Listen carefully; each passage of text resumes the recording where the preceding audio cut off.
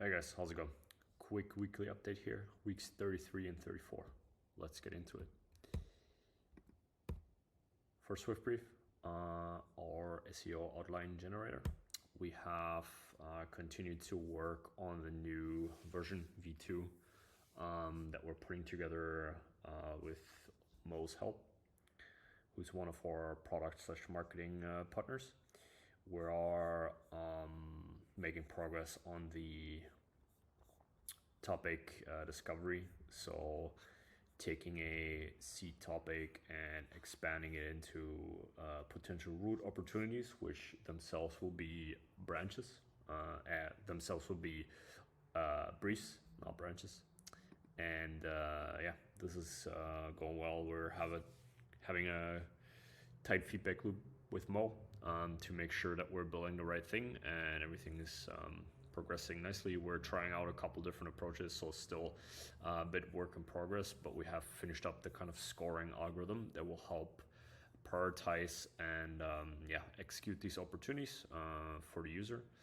And so that's moving forward nicely. We're aiming to launch soft launch the new version in about 2 weeks, first to a selected user base, and then making sure everything works fine, and then rolling it out to everyone.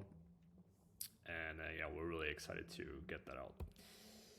And then as part of the V2, we're also revamping the whole outline prompt, which you can see here kind of what goes into the prompt itself in terms of data points, things like word counts, other well-ranking articles, what's the structure, and we're also, which is the biggest change, we're taking some of Mo's existing content briefs and we're handing them into the prompt as a kind of example for different kinds of architectures. So there are different search intents and different architectures that cover different search intents. And we have plenty of examples for every kind of intent that we want to cover.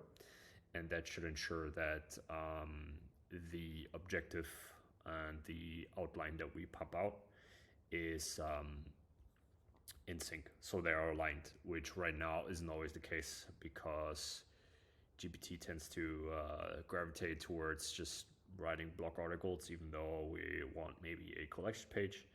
And so we're super excited to get this tweak in there. And it is still a bit of work, so I'm still, like, as you can see, it's a work in progress, but we're having to clean up the data to make it fit into the kind of prompt format, and then making sure that we get good results across different verticals and across different examples.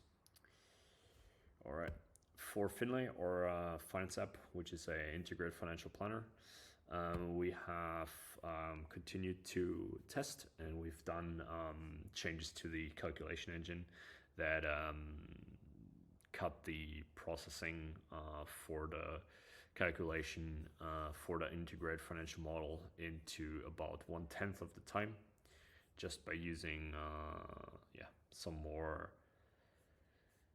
some very basic adjustments, changing from things like finding values in an array to making that a map, and then having an O of 1 lookup in the map rather than having to search and find an array over and over again, which had a huge impact. I didn't expect this to have this much impact, but that, and we're working on WebSockets, which we're setting up with API Gateway and serverless. So it's just a Lambda stack that will be used to sync changes across different tabs or also different users, just to make sure that whatever data is shown here is always fresh.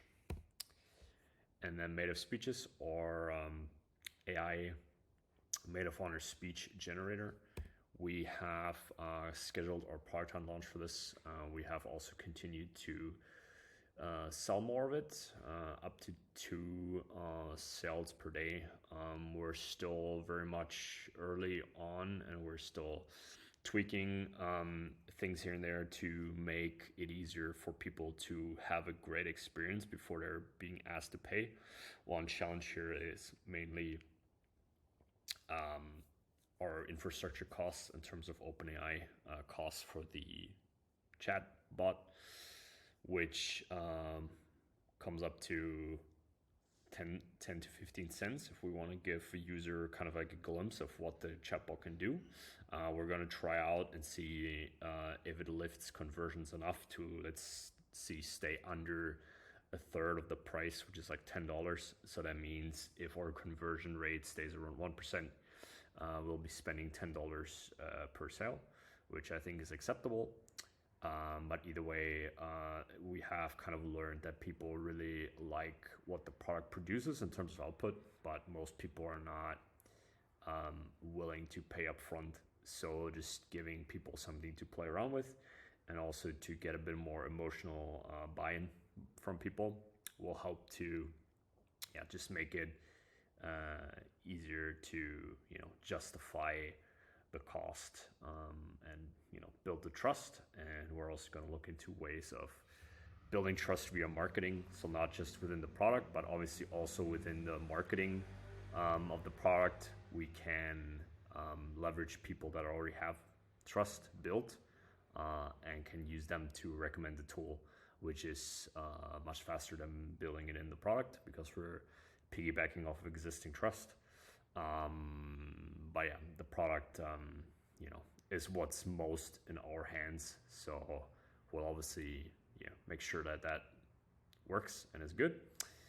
And yeah, if any of this stuff sounds interesting to you and you want to stay in the loop, I would say just go ahead and subscribe, and I'll see you next week.